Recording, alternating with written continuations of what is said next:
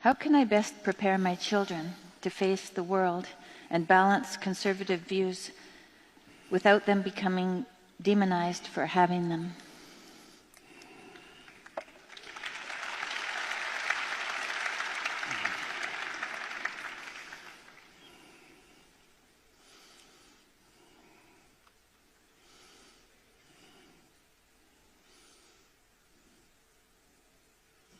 Well, it isn't exactly obvious to me that children have views.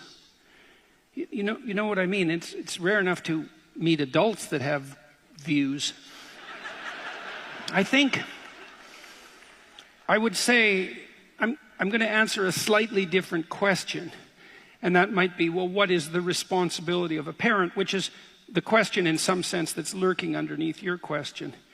And maybe, once your children become adolescent and they start to formulate their explicit beliefs explicitly, then that problem becomes more relevant. But we might as well start with true children to begin with. And we can do that in a way that is related to the topic of the lecture that preceded this. So I made a case that sanity is something that's an emergent consequence of a well-constituted social hierarchy.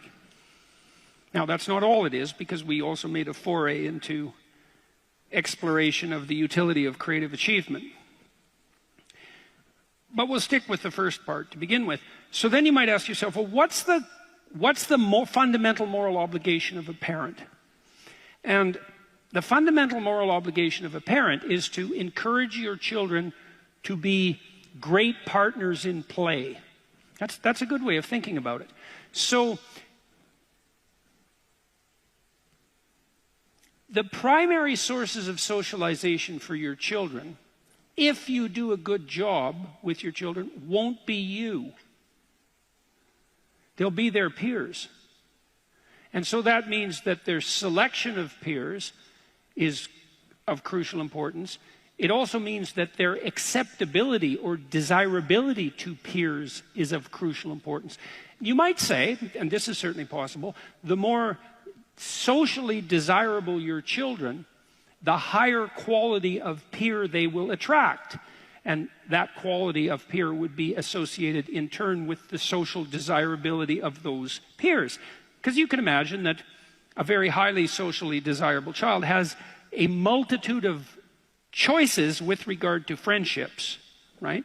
Whereas an unpopular child is going to have very few choices or none, and is therefore also likely in those situations to have their choices restricted to equally unpopular children. And you might say, well, popularity isn't everything. It's like, yeah, what's your point? It's not everything. You shouldn't sacrifice your soul to transient popularity, but it's bloody well not nothing. And there are few creatures more miserable than friendless children.